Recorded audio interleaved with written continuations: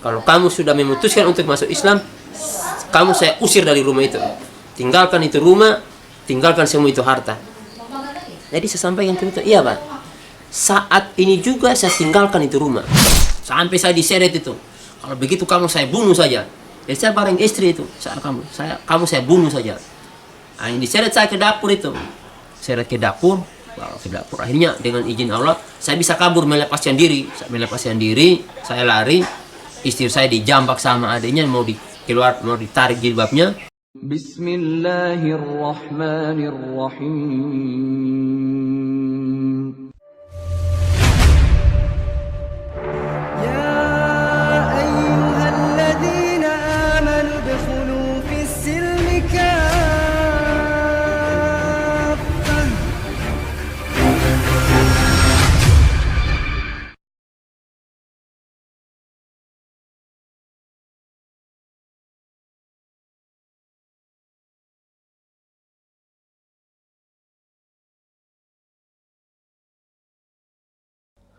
Kejanggalan pertama yang saya dapatkan itu kengerian lah, ngeri ya. Saya bacanya itu ngeri. Jujur itu, ini kalau diterapkan saya mati ini, dibunuh ini sama pendeta. Jadi di Alkitab itu disampaikan dalam kitab Kejadian 14 ayat 17. Kata Allah, barang siapa yang tidak dikhitan, yang dikerat kulit khatannya, yang disunat, maka harus dilenyapkan dari antara orang-orang sebangsanya, yang artinya dibunuh. Harus dibunuh tuh itu orang kalau tidak dikhitan. Itu kejanggalannya, satu. Yang kedua, tidak ada satupun saya dapatkan dalam Alkitab amalan-amalan yang kita lakukan yang terdapat dalam Alkitab. Jadi tidak ada satu perintah Tuhan yang ada dalam Alkitab yang dikerjakan oleh orang Kristen saat itu sampai saat sekarang. Ini bukan bahasa saya. Ini jelas sangat tertulis di sini, Yesus hamba Tuhan. Ini sangat jelas nih, bisa di zoom. Ini nih. Ini jelas-jelas tertulis Yesus hamba Tuhan. Sehingga pada ayat 18 dijelaskan, lihatlah itu hambaku yang kupilih, yang kukasihi. Ini kata Tuhan ini. Yesus itu hamba, bukan Tuhan. Ini kata Tuhan ini. Baik teman-teman yang dirahmati Allah Subhanahu wa taala, saya sedikit akan membagi kisah bagaimana perjuangan saya bersama istri, bersama keluarga saya ketika sudah memeluk Islam. Jadi saya itu masuk Islam itu secara diam-diam. Yang mengetahui itu cuman saya, setelah Allah ya dan Rasulnya, saya, istri, kemudian ada satu orang teman di kampung itu. Hanya itu yang tahu terlebih dahulu, 3 orang tuh yang tahu. Jadi saya berangkatlah ke Pandajaya, namanya Desa Pandajaya. Yang Islamkan saya namanya Ustadz Saifur Rahman. Nah, saya diajak oleh teman yang namanya Untung Suwito. Itu orang Peleru juga. Saya dulu kerja di bengkelnya. Saya dulu kepala mekanik saat itu. Ya, saya juga ada usaha kayu. Nah, bersahadatlah saya di Pandajaya itu. Setelah saya sahadat, saya kembali membawa Al-Quran, ada baju koko, mungkin ya? Oh ya, mungkin kalau nggak salah sih. Saya cuma bawa karena istri belum Islam. Saya kembali tuh hari Kamis itu. Besoknya hari Jumat saya belum berani itu sholat di masjid. Kenapa saya belum berani? Ketakutan saya itu masih ada. Rasa takut itu masih ada. Karena ini jangan sampai ini ketahuan. Karena memang kalau kita ketahuan saat itu ya pasti dimusuhi, dimarah, dimusuhi. Karena sebelum saya masuk Islam itu kurang lebih sebulan kalau nggak salah itu kayaknya kita sudah dikasih sudah berbagi harta sih. Mertua itu sudah bagi, saya dapat rumah, kebun, kendaraan satu, sudah dibagilah rumah, dikasihlah kita rumah, motor, sama tanah beberapa, kebun kakao, kebun coklat. Nah itu rasa takut itu masih sangat tinggi itu. Nah, ketika saya sudah masuk Islam ada yang lucu, menarik sih, karena ketakutan saya saat itu ada acara pesta tuh di samping rumah. Jadi mertua saya itu bawa daging babi. Diajaklah saya makan. Karena takutnya ketahuan, ya sudah, mau tidak mau saya harus makan. Terpaksa ya udah makan. Istighfar. Sambil banyak-banyak istighfar lah. Jadi saat saya masuk Islam itu, alhamdulillah, sejak saya mengucapkan 2 kalimat syahadat, sejak saat itu saya tidak pernah meninggalkan sholat 5 waktu saya. Jadi saya minta tuh jadwal sama ustadznya, Ustadz minta jadwal sholat. Tulis tuh, subuh, zuhur, asar, maghrib, isya. Kasih tuh, dicatat di kertas itu jamnya. Jadi saya tidak berpatokan di azan, karena rumah saya dari masjid itu lumayan jauh, lebih 1 kilo kayaknya. Jadi saya tidak dengar azan. Kadang dengar tapi sayup-sayup. Kadang tidak dengar karena orang di sana kadang sholat, kadang tidak juga. Jadi dikasih tuh, sejak saya ikrarkan mengucapkan 2 kalimat syahadat, sejak saat itu saya tidak pernah meninggalkan sholat 5 waktu saya. Jadi sejak saya mengucapkan 2 kalimat syahadat, sejak saat itu saya tidak pernah meninggalkan sholat 5 waktu saya 1 waktu pun. Iya, karena saya takut tuh ancaman Allah. Beda dengan di Kristen. Jadi beda. Yang ibadahnya cuman setiap hari Minggu, malas di gereja. Iya. Padahal dulu di Kristen kita seminggu sekali, tapi malas. Iya. Sampai-sampai saya harus terima cibiran dari tetangga-tetangga gara-gara suami malas ke gereja. Saya malas ke gereja. Jadi dulu saya itu sama para pendeta itu sudah ada permusuhan sebetulnya. Ya, sudah. Karena memang saya tidak mau gereja lagi, karena saya sudah yakin, saya sudah menolak sebetulnya agama itu. Seperti itu. Makanya saya sudah malas. Nah, makanya setelah masuk Islam barulah saya benar-benar menjalankan ketaatan saya kepada Allah Subhanahu wa taala. Gitu. Jadi supaya teman-teman tahu, sebelumnya itu ya, saya itu pernah didatangi beberapa pendeta tuh ke rumah, mereka bikin ibadah di rumah. Katanya di rumah itu ada domba yang sesat dan sengaja menyesatkan diri. Ya, menyinggung saya. Saya marah, saya teriak dari dapur, kamu yang sesat, bukan saya. Sampai heboh-heboh lah itu. Nah, selanjutnya saya sudah masuk Islam tuh, menjalankan segala perintah Allah. Jadi saya itu sholatnya di rumah terus, di kamar. Karena kan saya itu selalu ngolah kayu, ada usaha kayu juga. Jadi om saya itu sama tante saya, kan om saya itu yang penikah sama tante saya itu dia murtad. Ya, mungkin dia curiga ke saya karena setiap mau sholat, waktu-waktu sholat itu saya masuk terus kamar. Nah, alhamdulillah Senin istri saya itu minta untuk disahadatkan. Alhamdulillah Allah penuhi, Allah kabulkan doa saya. Jadi ketika istri itu sudah mengucapkan kalimat syahadat, saya ke istri, saya bilang kamu syahadat, setelah itu mandi, persiapan untuk sholat. Jadi bertanya, ya kalau saya masih itu bagaimana caranya? Ya sudah syahadat. Setelah syahadat, ya mandi, kita sholat. Saya syahadatkan. Setelah syahadat, kemudian mandi, sholat. Jadi bacaan sholat saya saat itu masih subhanallah 3 kali. Ketika ruku baca subhanallah 3 kali. Setelah bangun dari ruku itu saya ucapkan subhanallah 3 kali. Sujud begitu juga subhanallah 3 kali. Bangkit dari sujud begitu juga. Nah, begitu juga duduk tahiyatul. Jadi tahiyatul awal itu sama tahiyatul awal sama tahiyatul itu, jadi bacaan saya cuma subhanallah. Jadi 3 kali tak. Nah, saya setelah istri mengucapkan syahadat, saya sampaikan ke istri. Masih barang-barang. Setelah istri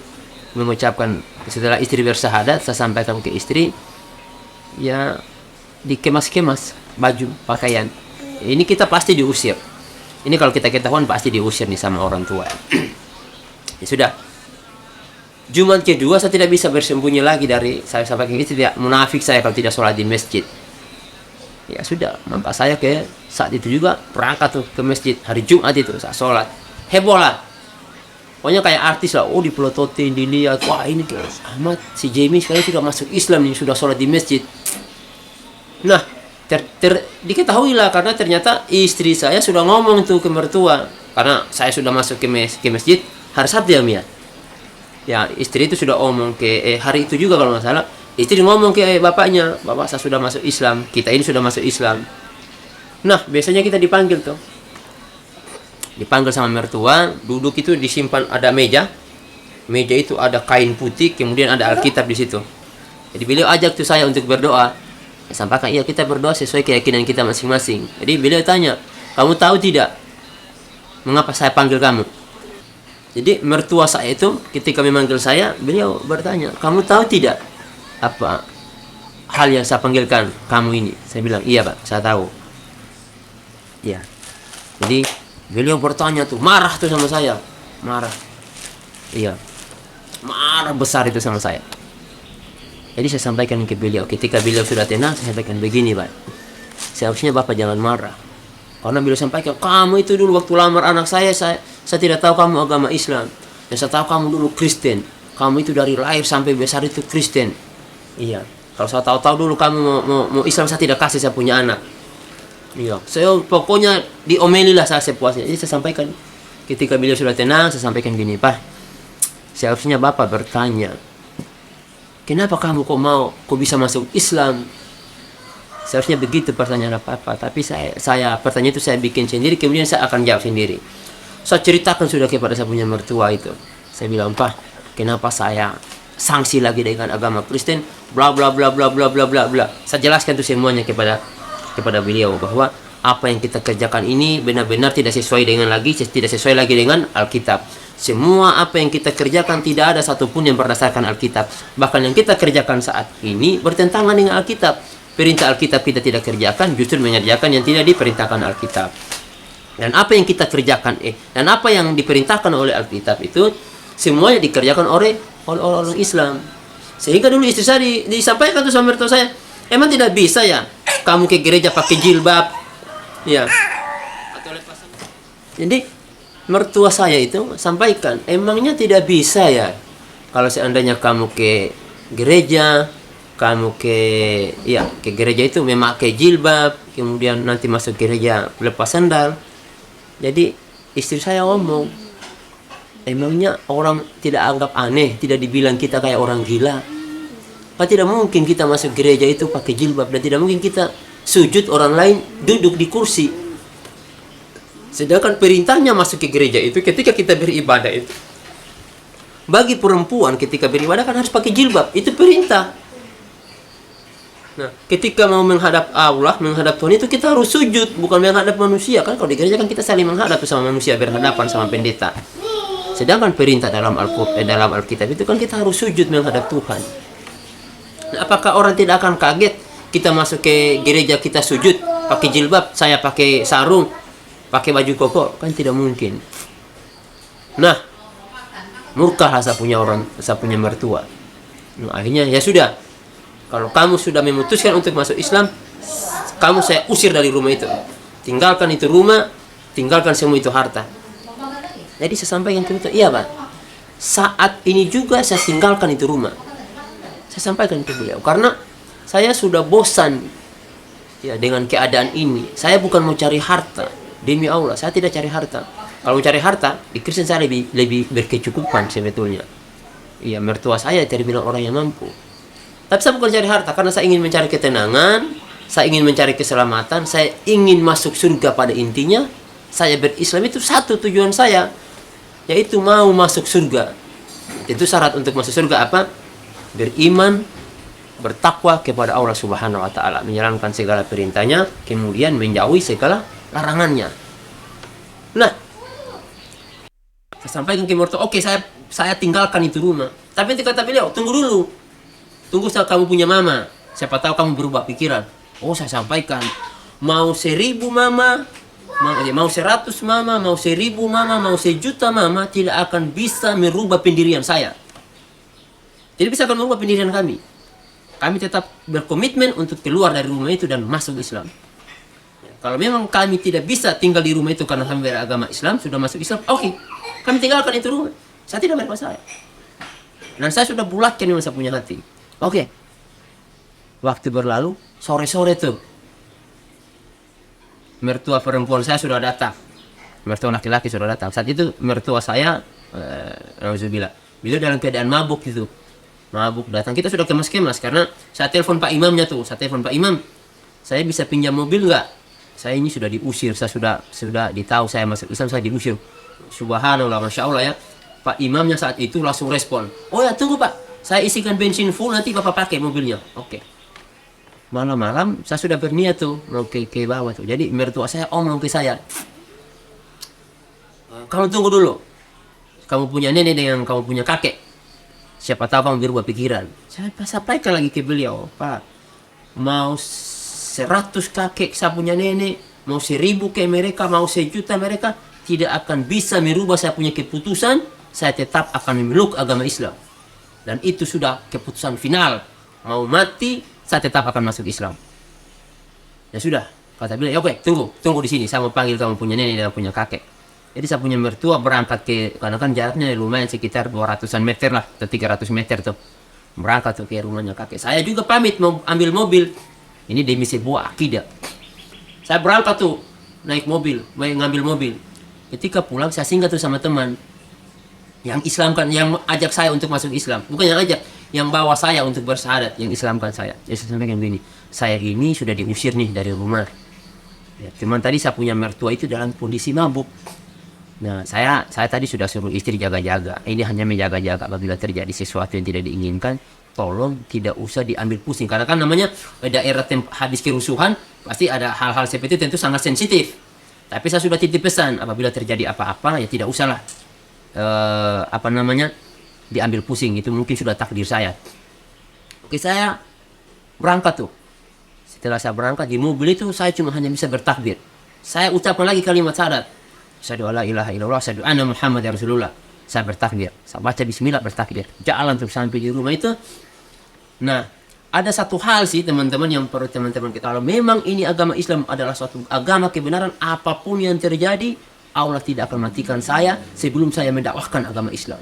Jadi saya punya waktu 10 tahun untuk belajar Islam. Jadi ini belum cukup 10 tahun, tapi kebenaran Islam itu semakin kuat dan semakin kokoh dalam hati saya. Seperti itu. Nah, mertua saya itu sampai meneteskan, menangis tuh. Ya, saya sampai ke beliau, kalau memang Islam ini tidak betul, Allah matikan saya, Allah hancurkan jasad saya, Allah hancurkan tubuh saya. Jangan sampai nanti saya hidup, saya menyebarkan kesesatan. Ya, itu yang saya sampaikan ke mertua saya. Kalau memang agama Islam ini sesat, tidak benar, maka Allah hancurkan saya, Allah matikan saya. Ya, agar saya nanti tidak menyebarkan kesesatan, tidak menyesatkan hal-hal yang tidak benar. Ya sudah, setelah itu saya balik tuh ke rumah untuk menjemput anak-anak saya dengan istri. Sampai di situ saya datang, tidak ada orang, cuma ada satu orang itu, Sam, salah satu warga di situ, teman saya yang mendampingi saya waktu kita diskusi dengan pendeta. Jadi tinggal dia tuh yang ada saat itu dengan istri saya. Qadarullah, anak saya yang satu itu tidak diizinkan itu untuk saya bawa, namanya Zakia, nama Kristennya. Anak yang pertama itu Griffin, karena anak saya yang pertama dengan yang kedua namanya si Abdul Ghafur itu bedanya cuman 11 bulan 26 hari lahir lagi tuh Yauci. Jadi si Zakia ini dia kan sudah lama sih sama neneknya, jadi mereka tidak kasih itu. Nah, sudah saya anggap biasa aja lah karena saya belum tahu ilmunya. Saya berangkat, saya hijrah ke Pandajaya itu jadi saya tanya sama istri, bapak mana? Sama ibu? Oh tidak ada. Ya sudah, ikut. Nah, saya suruhlah si Sam ini ikut, saya punya mertua. Nah, alhamdulillah mereka setelah ditanya, dipanggil mau datang ke rumah ini untuk melepaskan kepergian kami. Ternyata mereka tidak mampu untuk melihat kepergian kami. Bilang, oke, kamu pergi saja, kami tidak mampu untuk melihat kamu. Ya sudah, saya berangkat dengan istri. Malam itu saya berangkat dengan uang 5.000 rupiah di tangan.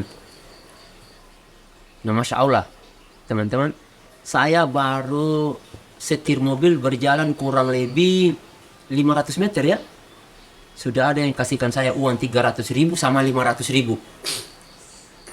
Pertolongan Allah luar biasa. Nah, saya saat itu menyampaikan ke Ustadz saya, bilang, Ustadz, di mana posisi? Oh, saya di selatan nih. Bilang, gimana? Saya ini sudah diusir sama mertua. Ya sudah, terus mau ke mana? Saya mau ke Pandajaya ini. Ya sudah, ke sana. Nah, saya jalan terus sampai di Pandajaya, Masya Allah, kaum muslimin menyambut kedatangan saya luar biasa.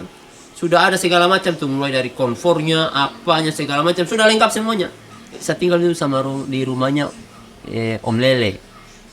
Jadi kita tinggal di situ. Nah, setelah itu kita pindah lagi tuh. Jadi saat itu saya betul-betul karena belum punya pekerjaan ya, ini kita tinggal di salah satu rumahnya warga di situ. Itu rumahnya saudaranya teman itu yang Islamkan saya itu, namanya Papa Hendra, saudaranya papanya Anjali. Jadi kita tinggal di situ beberapa saat, kemudian kita pindah di kebunnya orang lagi, itu jauh lagi dari ini, kita berkebun situ. Nah, yang menjadi PR saya saat itu anak saya yang pertama ini. Jadi saya tanya sama Ustaz, saya punya anak satu, anak perempuan. Ya itu gimana? Oh ya bisa, itu harus diambil. Saya carilah ilmunya. Wah ternyata itu tanggung jawab saya. Saya harus bertanggung jawab atas anak ini. Ya sudah, saya sampaikan ke istri, ini bagaimana? Ya harus kita ambil. Saya hubungilah mertua. Nah ini mertua tidak mau terima ini. Mertua saya tidak mau. Nah, mereka tetap ngotot bahwa anak ini harus mereka yang hidupkan. Jadi saya datang untuk ke beliau, dan memang saya marah. Maksudnya tidak maunya juga karena sudah dikasih makan babi. Itu kan jadi tanggung jawab saya. Karena nanti yang bertanggung jawab di akhirat bukan kakeknya, bukan neneknya, bukan tantenya, bukan pamannya, tapi saya sebagai orang tuanya yang akan bertanggung jawab kepada si anak. Saya datang tuh pakai mobilnya teman, mobil polisi itu, mobil pick up. Saya datang kembali ke desa istri saya, temui saya punya orang tua, saya punya mertua. Maksud saya kedatangan saya di sini untuk mengambil anak saya. Saya sampaikan begini, Pak, kita ini kan sudah beda keyakinan. Kemudian anak saya ini yang bertanggung jawab nanti di akhirat adalah saya. Saya sebagai orang tuanya, saya nanti akan dimintai pertanggungjawaban oleh Allah. Anakmu itu kenapa kau biarkan sama neneknya, sama kakeknya? Jadi anak ini harus saya ambil. Kenapa kamu ambil? Ini kan sama saya. Kemudian tidak, kata saya kan di sini kan bapak kasih makan babi tuh. Saya tidak terima anak saya. Oh marah tuh. Marah langsung langsung dihantam tuh. Dihantam. Ditinju lah. Ditonjok. Sampai saya diseret itu. Kalau begitu kamu saya bunuh saja. Jadi saya bareng istri itu. Kamu saya bunuh saja. Nah, ini diseret saya ke dapur itu. Seret ke dapur. Akhirnya dengan izin Allah saya bisa kabur, melepaskan diri. Saya lari. Istri saya dijambak sama adiknya, mau ditarik jilbabnya, dan saya lari. Saya saat itu memang melakukan perlawanan. Saya sampai ambil itu, mau melawan sama orang bapak saya, karena ini anak ini saya ambil ini. Akhirnya kita dicegat sama orang-orang di sana. Akhirnya kita lapor ke polisi, bahkan saya dilapor duluan. Katanya saya datang bikin ribut, padahal saya datang baik-baik untuk mengambil anak saya. Lalu dilapor ke polisi. Ya karena polisinya mungkin banyak orang Kristen, ya mungkin membela kepada orang tua saya. Akhirnya kita beri waktu lah. Nah, sudah berapa hari, saya lihat kayaknya tidak ada respon ini. Saya kasih ultimatum ke polisi saat itu. Saya bilang, Pak, kok ini belum ada ini hasilnya ya? Saya bilang begini, kalau Bapak memang tidak bisa, ya oke lah, Bapak sampaikan tidak bisa, nanti saya akan ambil anak saya dengan cara saya sendiri. Mungkin karena takut dengan bahasa saya atau apa ya, sudah. Biasanya saya ditelepon, Pak, ke sini saja, ini anaknya sudah ada ini dengan mertua. Saya datang dengan istri. Sudah bercadar situ, ya? Belum, ya? Oh, belum. Mas, tapi sudah jilbab besar. Datang. Ketika datang itu betul-betul mertua saya itu murka, itu sampai dia tonjok itu apa namanya ini, tempat duduk itu dia tonjok begini, bunyi itu. Itu memang kan mertua saya besar tinggi. Ya 3 kali badan saya. Tidak dibicarakan tuh di kantor polisi. Jadi mertua saya itu punya hujah, punya alasan. Jadi katanya ini anak ini tidak mau sama saya, bukan dia mereka tidak kasih, memang ini anak tidak mau. Ya memang sebetulnya anak itu memang dia tidak mau sama saya karena sejak kecil dia sama neneknya. Ya, bahkan saya jarang saya peluk. Bahkan dia mungkin tidak mau bilang, mau dikatakan tidak pernah, ya pernah, tapi sangat jarang. Nah, karena saya kan sibuk di luar saat itu, bisnis ikan, bisnis kayu, jadi saya sibuk di luar. Nah, ini mereka manfaatkan karena mereka tahu si anak ini, si Zakia ini, kadang kalau saya mau peluk, saya mau ambil, dia pasti lari tuh dari saya. Dia tidak mau. Nah, ini menjadi kekhawatiran saya saat itu. Saya bilang, wah ini bahaya nih kalau mereka jadikan senjata. Nah, betul. Ternyata kata mereka, sudah ini anak kita simpan di meja. Ya, kalau misalnya dia mau ikut orang tuanya, ya nggak apa-apa. Silakan diambil kalau dia mau. Wah, saya bilang, aduh ini bahaya ini. Karena ini anak pastinya tidak mau saya. Jadi saya sampaikan saya komplain ke polisi. Saya bilang, Pak, ini tidak boleh seperti ini. Tidak boleh dikasih pilihan. Ini hak saya. Ini kalau misalnya seperti ini, jelas anak ini kan pasti tidak mau ke saya, karena memang dia jarang saya peluk. Iya, jarang saya gendong ini anak ini sejak kecil sudah sama neneknya. Jadi katanya sudah, bapak ambil, kalau dia mau ya sudah bawa dulu pak. Tapi kalau dia tidak mau jangan dipaksa, nanti kita bujuk. Ya, oke, saya serahkan semuanya kepada Allah. Saya baca Bismillah, saya bertakbir 3 kali. Saya baca Bismillah. Nah, jadi setelah disimpan di atas meja, disuruh ambil, saya bertakbir, saya baca Bismillah, saya bertakbir 3 kali, Allahu Akbar, Allahu Akbar, Allahu Akbar. Saya panggil, karena kan dulu namanya bukan Zakia, Griffin. Saya bilang, Griffin, sini nak. Allahu Akbar. Si anak ini langsung itu datang, ya, peluk saya di atas meja, peluk saya langsung nangis saat itu. Saya bilang dalam hatiku, demi Allah, ini anak saya tidak akan lepaskan lagi dan tidak akan saya serahkan lagi kepada mereka. Itu sumpah saya itu. Kecuali 2. Makanya ketika polisi itu sampaikan ke saya ketika sudah diredah nih, bilang Pak nanti tetapi jaga ya silaturahmi dengan orang tua. Nanti anaknya 1 Pak kalau bisa dititipkan dikasihkan ke orang tua 1. Saya sampaikan saya Pak tidak masalah. Nah kalau mereka mau anak saya tinggal dengan mereka, syaratnya cuma 2. Yang pertama, mereka mau masuk Islam. Mertua saya itu, orang tua saya itu, mereka mau masuk Islam. Oke, saya berikan saya punya anak. Bukan cuma 1, semua lagi. Saya punya anak 5. Ambil tuh, kamu pelihara. Tapi syaratnya kamu harus masuk Islam dulu. Yang kedua, saya sudah meninggal. Karena kalau saya sudah meninggal, saya tidak tahu apa-apa. Makanya sejak saat ini, anak-anak saya itu saya didik secara agama, dan saya masukkan di pondok pesantren, agar dia tahu ilmunya.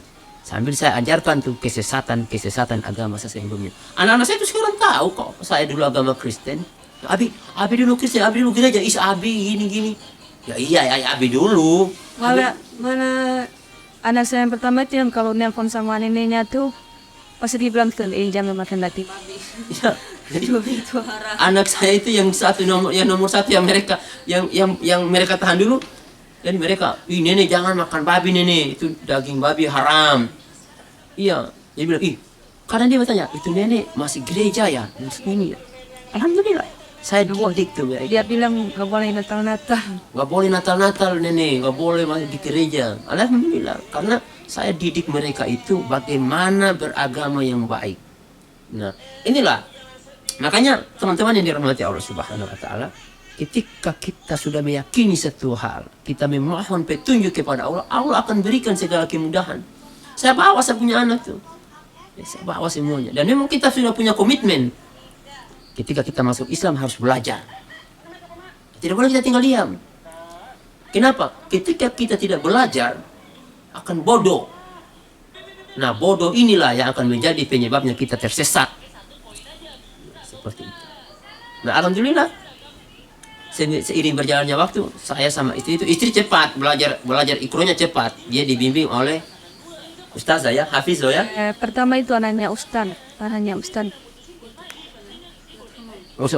ya. Setelah itu dilantik sama Ustaz. Iya, jadi istri Ani itu sekitar 2 bulan di Om ya. Kurang lebih 2 bulan itu sudah bisa baca Al-Quran. Saya ya hampir setahun baru bisa baca Al-Quran. Ya karena Oma Isa kan mencari kebutuhan untuk keluarga. Jadi, namun saya dulu ketika masuk Islam, saya sampaikan ke ustadz itu. Sebelum saya masuk Islam itu saya sampaikan dulu ke teman saya. Tolong carikan saya ustadz, masukkan saya Islam, disadatkan oleh ustadz yang benar-benar menjalankan Islam yang baik. Ya, betul-betul Islam yang menjalankan perintah Allah. Jadi saya tidak mau Islam yang abal-abal itu, yang betul-betul Islam, karena dia jelaskan ke saya, Islam ini terbagi-bagi gini segala macam ya. Oke, tolong saya dibawa kepada ustadz yang benar-benar menjalankan syariat Islam. Oke, saya disadarkan oleh beliau, sehingga saya mengambil suatu kesimpulan atau komitmen, saya akan belajar dengan Al-Quran dan hadis itu yang benar-benar itu datangnya dari Allah dan Rasulnya. Dan saya akan menjalankan setiap perintah itu yang benar-benar terdapat dalam Al-Quran dan terdapat dalam hadis. Karena menjadi suatu pengalaman saya, ketika saya Kristen dulu, saya benar-benar menjalankan suatu perintah, tidak punya dalil. Ya makanya setelah saya masuk Islam, saya tidak mau bodoh seperti dulu. Iya, makanya teman saya berpesan, kalau kamu sudah di Islam nanti, apapun yang Ustadz katakan, Kiai katakan, Syekh katakan, entah itu dari Indonesia, dari Arab, dari mana saja, ulama manapun yang berbicara, apabila itu tidak sesuai dengan Al-Quran dan Sunnah, tinggalkan, selesai urusan. Ya, karena Rasulullah SAW berpesan, aku tinggalkan dua perkara yang apabila kalian berpegang teguh di atasnya, kalian tidak akan tersesat, yaitu kitabullah, Al-Quran dan Sunnahku, yaitu hadis-hadis beliau. Nah, sehingga menjadi komitmen saya bersama istri dan keluarga itu, kita berkomitmen untuk benar-benar menjalankan apa yang diperintahkan Allah, kemudian menjauhi apa yang dilarang Allah semampu kita. Semampu kita. Kita usahakan. Ya, karena itu sudah menjadi suatu wujud dari sebuah konsekuensi atau komitmen ketika kita memeluk Islam. Teman-teman yang dirahmati Allah Subhanahu wa taala, tentunya teman-teman akan bertanya-tanya, kok bisa sampai seperti ini? Ya tentunya ini semata-mata pertolongan Allah dan hidayah dari Allah Subhanahu wa taala. Tentunya kita butuh usaha. Nah, usaha itu kita belajar. Makanya saya sampaikan ke teman-teman, jangan pernah kita berhenti untuk menuntut ilmu. Ya. Kata Imam Al-Tirmizi, Rasulullah SAW bersabda, innal mu'min la yasma'uhu hatta yakuna muntahahu al-jannah. Jadi seorang mukmin itu tidak boleh berhenti dari sebuah kebaikan, dari sebuah ilmu yang dia dapatkan sampai ia nanti ditakdirkan untuk bertemu dengan Rabb-nya, yaitu di surga. Tidak boleh kita berhenti untuk mempelajari sebuah kebaikan, untuk menuntut ilmu, tidak boleh. Karena dalam Islam itu ilmu dulu baru amal, bukan beramal dulu baru berilmu. Karena begini teman-teman, orang Kristen itu mereka beramal tanpa ilmu. Nah, jadi amalan mereka beramal tanpa ilmu. Kalau orang Yahudi, mereka berilmu tapi tidak mau beramal. Nah, makanya ini nanti kita tergolong orang Yahudi atau tergolong orang Nasoro. Orang Nasoro beramal tanpa ilmu, orang Yahudi berilmu tapi tidak mau beramal. Nah, kita ini di tengah-tengah ini berilmu, beramal dengan ilmu. Nah, seperti itu teman-teman. Jadi semuanya butuh perjuangan. Jadi kita memperjuangkan akidah kita, memperjuangkan agama Islam itu, ya benar-benar kita harus mengorbankan harta, tenaga, seluruh kekuatan kita harus kita korbankan untuk Islam. Nah, semoga ini bisa memotivasi teman-teman dan bisa memberikan edukasi kepada teman-teman. Awalnya itu kita belajar itu, kita belum nikah. Masih dalam masa bertunangan. Jadi senjata mereka supaya kita tidak masuk Islam itu, kita tidak akan nikah secara gereja. Jadi iya betul. Jadi dulu itu kata Pak Pendeta. Jadi ini suatu kenangan. Jadi kita juga kan bertunangan tuh, pacaran, kita tunangan, udah lamaran. Jadi saya dulu diancam tuh, kalau kamu tidak mau mentuhankan Yesus, tidak mengaku Yesus sebagai Tuhan dan Juru Selamat, maka kamu tidak akan dinikah di gereja. Wah, saya bilang kacau ini. Ya mau nggak mau saat itu kan saya belum belajar Islam. Ya akhirnya sampai kayak oke. Dengan terpaksa saya akui bahwa Yesus adalah Tuhan. Tapi dalam hati saya menolak. Ya, dalam hati saya bingung, saya menolak. Karena memang hati saya ini betul-betul hanya mau mengesahkan Allah Subhanahu wa taala. Jadi memang ketika saya dulu masih Kristen itu, gejolak itu timbul ketika saya sudah mempelajari kitab. Ya. Jadi perlawanan saya itu saya sudah sanksi dengan agama itu ketika saya sudah belajar. Nah, makanya teman-teman, ketika teman-teman orang Nasrani maupun orang Islam mempelajari, mau bertanya, mau menuntut ilmu, maka akan kita dapat itu. Mana agama yang benar, mana agama yang salah, mana yang sesat, mana yang benar, yang lurus. Sama juga ketika kita kaum muslimin itu, makanya kita diwajibkan untuk belajar. Maka kita akan tahu tuh mana yang wajib, mana yang sunnah, mana yang sesat, mana yang tidak sesat. Seperti itu. Makanya marilah kita sama-sama menyebarkan kebaikan dimanapun kita berada.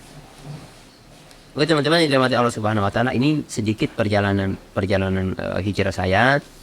Ya, semoga ini bisa menjadi edukasi, bisa menjadi motivasi kepada teman-teman semuanya. Ayo kita berjuang untuk Islam. Ayo kita berkelompok untuk membesarkan Islam, bukan berislam untuk membesarkan kelompok. Ingat ya teman-teman, saya berkelompok, benar. Saya mengikuti salah satu kelompok, tapi tujuan saya berkelompok itu untuk membesarkan Islam. Ya, saya bukan berislam untuk membesarkan kelompok saya, tidak. Saya sampaikan ke teman-teman itu, perbedaan pendapat di antara kita itu akan menjadi satu kekuatan untuk membangkitkan Islam. Ya, karena konsekuensi menjadi seorang mukmin itu adalah hidup mulia atau mati syahid.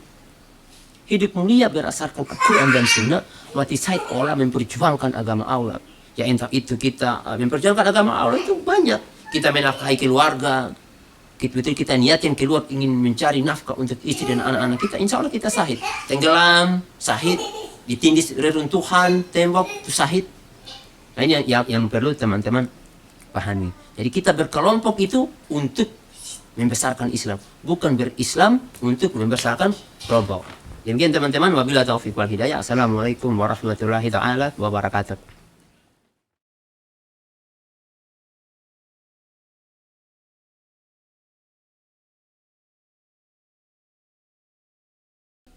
Kebahagiaan saya itu ya tidak ada yang bisa ya menandingi gitu. Ketika saya mendapatkan Islam, ya disinilah solusi bagi saya. Disinilah pedoman hidup bagi saya, sehingga saya pun bahagia, ya, bukan karena harta, ya, bukan karena kedudukan, bukan karena pangkat, tidak. Tapi setelah saya mendapatkan Islam, inilah harta saya, inilah kebahagiaan saya. Bahkan saya selalu berdoa kepada Allah Subhanahu wa Ta'ala, ya Allah, bimbinglah saya, ya, agar saya bisa membaca Al-Quran. Alhamdulillah, Allah ijabah. Dalam jangka 2 minggu saya bisa membaca Al-Quran. Ya, 2 minggu saya bisa membaca Al-Quran. Karena guru saya itu ketika dia mengajarkan kepada saya Iqra 1 itu dari hari pertama, besoknya Iqra 2, Iqra 3 dan seterusnya. Ya. Alhamdulillah, dengan pertolongan Allah. Dan bahkan saya mengatakan, ya Allah, jika Engkau memberikan saya kemudahan untuk mempelajari Al-Quran, maka saya akan mengajarkan kepada orang lain. Alhamdulillah, saya tepati waktu, tepati janji saya. Setelah Allah memberikan kemudahan saya untuk membaca Al-Quran. Karena ketika saya membaca, tambah lagi, saya membaca hadis Rasulullah SAW, khairukum man ta'allama al-Quran fa'allamah. Sebaik-baiknya orang yang mempelajari Al-Quran dan mengajarkan kepada orang lain. Dan saya tambah semangat. Ya, ini sebaik-baiknya orang yang mempelajari Al-Quran dan mengajarkan. Nah, ini luar biasa ini. Ya, jadi saya memang berlomba-lomba di situ, ya Ustaz, ya. Walaupun saya punya keterbatasan, tapi tidak membuat saya lemah, ya, tidak membuat saya itu pesimis. Saya selalu optimis, ya. Bagaimana ilmu yang saya dapatkan, walaupun itu sedikit, saya bisa salurkan kepada saudara-saudara saya dimanapun mereka berada. Artinya khususnya di daerah-daerah yang memang mereka membutuhkan, ya, pendidikan yang terutama itu masalah agama. Karena banyak orang yang mengaku dirinya Muslim, ya, hanya Muslim KTP. Ini yang menjadi persoalan. Sehingga saya sendiri, Ustadz, jujur, walaupun punya keterbatasan, tapi saya tetap semangat. Karena sudah tidak ada lagi orang lain, ya, Banyak orang yang berilmu, tapi ilmu yang mereka dapatkan itu yang susah untuk disalurkan.